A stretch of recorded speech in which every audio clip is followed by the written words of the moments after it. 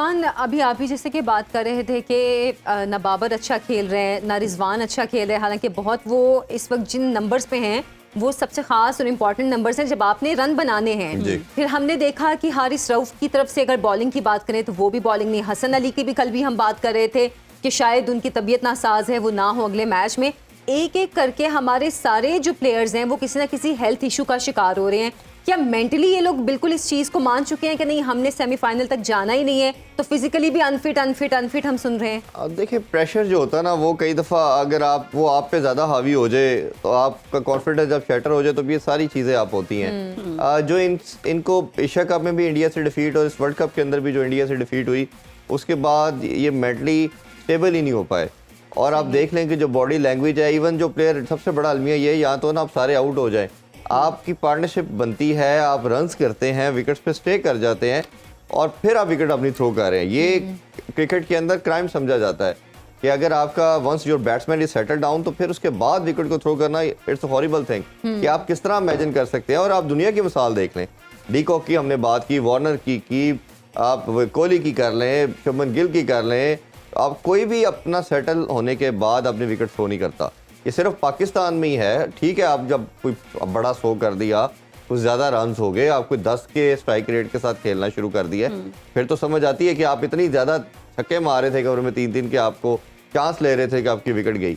इफ्तिखार से बुरा स्पिन को दुनिया में कोई नहीं खेलता और आपने उसको, जो सबसे बड़ा मेरी नज़र में इस पूरी इनिंग्स के अंदर जो बुरा डिसीजन था, चाहे वो कैप्टन का था या कोच का था, कि उसको नंबर 4 पे भेजना।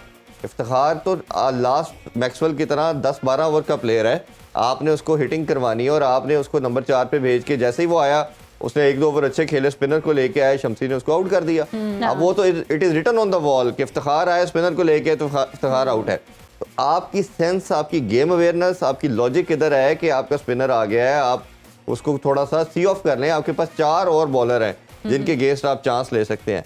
एक आपने शमसी को सी ऑफ करना था, जिस तरह हमने लास्ट मैच में नूर अहमद कहा कि वो एक मिस्ट्री स्पिनर है, उसको आप सी ऑफ कर लें। लेकिन अगेन हम देखें कि बाबर ने भी उसी को विकेट दी, इफ्तिखार ने भी उसी को दी, फौजकील ने भी उसी को दी, और फिर टेल तो ऑब्वियसली हम क्या उनको ब्लेम करें।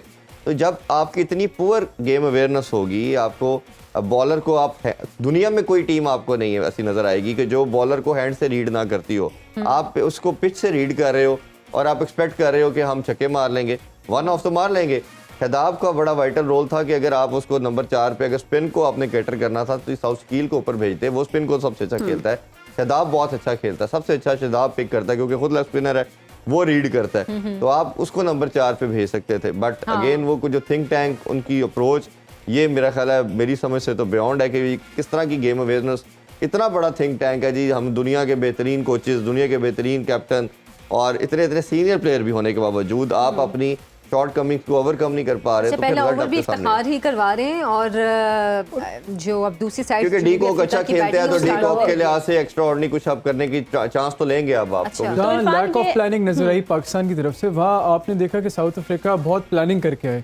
एक एक विकेट के लिए उन्हें, एक एक बैट्समैन के लिए उनकी एक स्ट्रैटेजी थी। जिस तरह उन्होंने साउथ शकील को, सॉरी अब्दुल्ला शफीक को उन्होंने बाउंस आउट करने की कोशिश की, इमामुल हक के खिलाफ उन्होंने ऑफ साइड पे फील्डिंग ज़्यादा कर ली। और नॉर्मली आपने देखा होगा कि फील्ड जो स्लिप की पोजीशन होती है वो बड़ी इंपॉर्टेंट थी। उन्होंने सेकंड स्लिप पे फील्डर रखा, सेकंड थर्ड स्लिप रखा जहाँ पे वो कैच हुए। फिर उसके बाद उन्होंने रिजवान को बाउंस आउट किया, उन्होंने शॉर्ट पिच कराई आउटसाइड ऑफ, क्योंकि उन्हें पता है कि आउटसाइड ऑफ इतनी अच्छी रिजवान शॉट नहीं खेलते।